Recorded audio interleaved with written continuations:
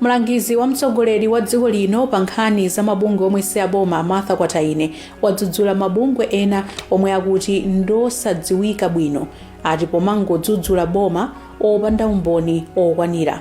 Akwataine anena izi dzulo ku Lilongwe potsekera zokambirana za masiku awiri zokhudza ngongole ya dziko lino zomwe linakonza ndi bungwe loona za chuma la Megin. Franklin Tambalika walemba ripoti ili.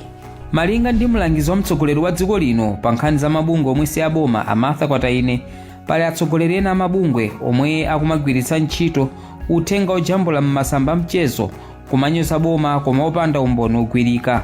Akwataine omwe atchula mabungwewa ngati aulesi atsindika kufunika kuti mabungwe omwe si aboma azikambirana ndi boma pakakhala mavuto pogwiritsa ntchito kafukufuku yemwe angathandize kusintha zinthu mdziko lino. Boma silimangodzuka, boma silipanga kanthu chifukwa chokuti wina wake wayankhula mokweza limene likhale ndi umboni wogwirika bwinobwino, mafigures ogwirika kutoka kafukufuku adaonetsa kuti pakuti pali zotere. Chifukwa boma lija likangopanga decision kudzera muzomvera ndi mabungwe omwewo amene amadzalukira yemwe apanga chisankho chimenechi chifukwa chani.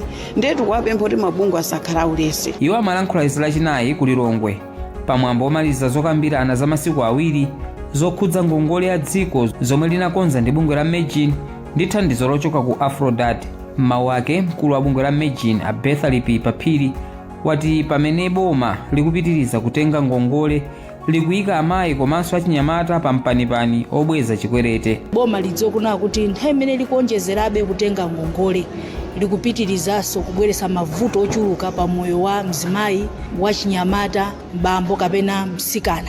Nthawi zambiri ngongole zimenezi zikuthandiza kuna kuti anthu asasamalike kumbali ya maphunziro komanso mbali ya zaulimi. Kutsatira kukwera kwa mlingo wa ngongole omwe dziko lino lili nazo ndi mabungwe komanso mayiko akunja, bungwe la Megin ndi magulu ena okhudzidwa ati posachedwapa akhazikitsa ntchito yolimbikitsa mayiko ndi mabungwewa kukhululukira dziko lino ngongole zake.